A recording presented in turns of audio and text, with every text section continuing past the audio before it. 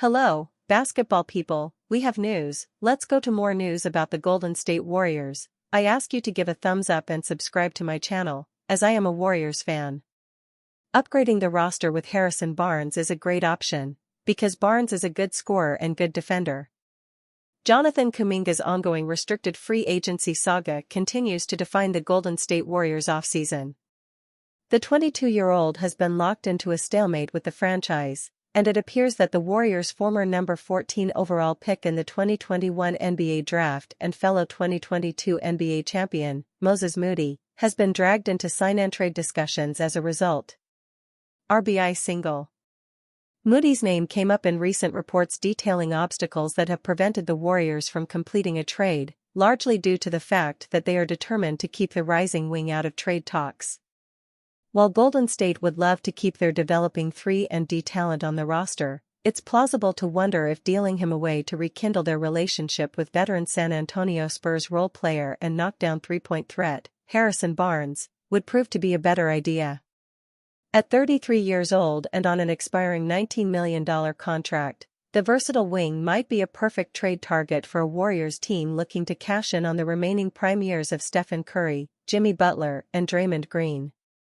If the Warriors eventually come around to the thought of letting Moody go, it's possible that a one-for-one swap could be in order. On the other hand, Golden State would not prefer to take on $7.2 million in salary, meaning a player like Buddy Hield would be packaged with the young forward in this hypothetical. Barnes competed in all 82 games for the Spurs in 2024-25, contributing 12.3 points and 3.8 rebounds while connecting on a blistering 43.3% of his 4.4 attempts from the three-point line. As a player with plenty of postseason experience, specifically for Golden State during their NBA title victory in 2015 and following finals appearance in 2016, Barnes would slot in as a consistent wing presence with the ability to score in a variety of ways. His three-point efficiency and overall offensive game has come a long way since his days in Golden State, and he could prove to make a massive difference for this current-day iteration of the squad. Jonathan Kuminga doesn't want to play for the Warriors next season. A new report suggests Kuminga has no interest in playing for Golden State next season as the front office plays hardball in contract talks. Jonathan Kuminga's days with the Golden State Warriors may be numbered. A new report suggests the 22-year-old forward is growing increasingly frustrated with Golden State's front office and has no intention of returning to the team next season under the current terms. I don't think Kuminga wants to play for the Warriors next year, and the Warriors believe he does not want to sign the qualifying offer, reported 95.7 The Game. The Warriors have dug in, and they're trying to play hardball. While Kuminga is technically still a restricted free agent, contract talks have stalled, and the situation appears to be deteriorating. The Warriors are reportedly trying to assert leverage in negotiations, but it's clear Kuminga wants a fresh start, and he may be willing to hold out to force the issue. As a restricted free agent, Kuminga has minimal control over his market value this summer, but it hasn't stopped him from betting on himself. Financially, he's looking for at least $30 million per year, a number the Warriors have not come close to matching so far. This standoff is about more than just finances, however. Kuminga feels misused and held back by his tenure with the Warriors, thanks to inconsistent minutes, an unstable role, and an incredibly short leash for someone who averaged 15.3 points, 4.6 rebounds, and 2.2 assists per game last season. He helped the Warriors win the championship in 2022 and is arguably their best young player on a roster that's known as one of the oldest in the NBA. At just 22 years old, Kuminga is more accomplished than most players his age, with an ability to play both sides of the ball. Yet, throughout his Warriors tenure, Kuminga has been constantly overlooked and dismissed in favor of the more proven Warriors players. His relationship with the Warriors is borderline unsalvageable now, and he'd rather continue his career in a different situation. So far, the Kings and the Suns have been willing and ready to make sign-and-trade offers for Kuminga, but GM Mike Dunleavy Jr. hasn't found any package that he's willing to accept. At the very least, the Kings would have to offer Malik Monk and an unprotected first-round pick just to start negotiations. Meanwhile, in Phoenix, the Suns don't even have a first-round pick to trade, meaning they'd have to satisfy the Warriors' demands in some other way. As it stands, the Warriors are not budging on their stance with Kuminga. While they don't believe he's earned the massive pay raise he's asking for, they also won't accept anything but a premium package for the disgruntled NBA swingman. The result has been a complete deadlock in negotiations, bringing the Warriors' offseason to a standstill and creating a major distraction to the entire organization. Unless something changes quickly, the Warriors are stuck in a lose-lose scenario. Either they cave and overpay a player they don't fully trust, or they risk losing Kuminga for nothing, with lingering tension overshadowing their offseason. As both sides dig in, this standoff could last well into training camp and potentially derail what's left of Golden State's championship window. How Jonathan Kuminga feels about Phoenix Suns and Sacramento Kings' interest amid sign-and-trade rumors. Jonathan Kuminga has been linked to the Phoenix Suns and Sacramento Kings, but how would he feel about joining them? Jonathan Kuminga and the Golden State Warriors are currently locked in a stalemate over the young star's future. Kuminga wanted to leave the Warriors this offseason, but didn't receive any offer sheets from other NBA teams looking to sign him. Most recently, Kuminga rejected a 2-year, $45 million Warriors contract offer, thus leaving the two sides back at square one at the negotiation table. Kuminga reportedly refused to give up his no-trade clause in the deal and didn't agree to a team option in the second year. On top of that, Kuminga is hoping to earn $30 million from his next deal. There are currently two teams vying to land him in a sign-and-trade, the Sacramento Kings and Phoenix Suns. Jonathan Kuminga open to joining Phoenix Suns and Sacramento Kings. According to Brett Siegel of Clutch Points, Jonathan Kuminga wants to be a starter on his next team. The Phoenix Suns and Sacramento Kings are both interested in him. Siegel reported that Kuminga is open to joining either team, with the Kings in particular drawing his interest. The meeting between Kuminga and the Kings GM Scott Perry went quite well. While his market has been thin this offseason, Kuminga has drawn interest from teams outside of Golden State. Specifically, the Sacramento Kings and Phoenix Suns have headlined talks of a potential sign-and-trade this offseason. Kuminga, who wants a new opportunity on a team that views him as a starter, would welcome any chance to join either team, league sources told Clutch Points. The Kings have been widely viewed as Kuminga's top destination, especially after recently meeting with new GM Scott Perry and members of the organization. Golden State Warriors playing hardball with Sacramento Kings over sign-and-trade. The Golden State Warriors haven't been making any negotiations over a sign-and-trade with the Sacramento Kings easy.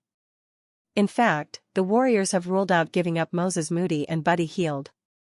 This is a huge blow for the Kings, who are trying to package Malik Monk in a potential trade package. On top of that, the Warriors also refused to take DeMar DeRozan. It's gotten to the point where, unless the Kings offer an unprotected first-round pick, the Warriors won't make a trade. The Warriors are being very stern on the matter. But unfortunately for them, Kuminga and his agent aren't backing down either. It will be interesting to see how this situation unfolds. Kuminga's saga, when will this drama end? Jonathan Kuminga, the name Warriors fans seem to either groan at or defend with samurai-like conviction. The Warriors' shiny former lottery pick is now embroiled in something that feels straight out of a daytime soap opera, with no tasteful resolution in sight. Is he staying? Is he going? Is this a will they/won't they we didn't ask for? Let's break down what's going on, why Kuminga might be fuming on the bench, and whether this saga has an actual climax, because, honestly, soap operas get their endings before Warriors trade rumors do. Why Kuminga's been saltier than Bay Area clam chowder. Nobody can deny Jonathan is insanely athletic. We're talking about a 22-year-old with a vertical jump that touches the heavens and scoring potential some teams would kill for. But being potentially amazing doesn't translate into much when you're stuck with inconsistent minutes on a team that worships veteran players and a certain chap named Steph Curry. Heard of him? Apparently, Jonathan turned his nose up at the Warriors' lukewarm contract offer. Who can blame him? With injuries or coaching quirks often leaving him nailed to the bench, guys looking in from the outside might think Kuminga's got the worst seat on the roller coaster. He knows he has untapped potential, and he clearly feels like some days it'd be better tapped elsewhere. I mean, the Kings wouldn't mind, would they? Trade talks that rival Marvel's multiverse. Rumors are flying around like opinions in a group chat. The Kings and Suns reportedly tossed trade packages into the Warriors' inbox, only for them to be met with a thanks, but no thanks from the front office. Why? Because the Warriors view Kuminga as a project akin to finding a rare Pokémon card. They want returns on his potential, not this half-baked popcorn they see now. One juicy trade scenario floating around includes DeMar DeRozan. Imagine swapping Kuminga for DeRozan and giving Curry a reliable mid-range killer to take some burden off. Warriors fans might love to dream of such moves, but dreaming doesn't make them reality. Still, the Warriors' mixed signals about Jonathan could fuel the argument. Does Golden State even know what they want with him? This maybe he's untouchable, maybe not. Energy is exhausting. Kuminga's value, a mystery worthy of Sherlock Holmes. Jonathan Kuminga averaged 15.3 points last season. Not bad, right? But the dude reeks of inconsistency, and depending on the day, he can either look like a future franchise key or someone who found the NBA courts by accident. The Warriors want to develop him into this Andrew Wiggins 2.0 superathlete meets defense wizard. Remember Wiggins' glow-up post-Minnesota? Kuminga's dying for his version of that storyline. Except, that blueprint is impossible when Kuminga's role changes every second, and he's benched for half the playoffs. Why are Warriors and Kuminga stuck in lose-lose situation? Here's the real kicker, Kuminga's ambitions are valid. He wants the ball in his hands and a team willing to make him feel like the guy. Can we blame someone in their early 20s for wanting to prove he's him?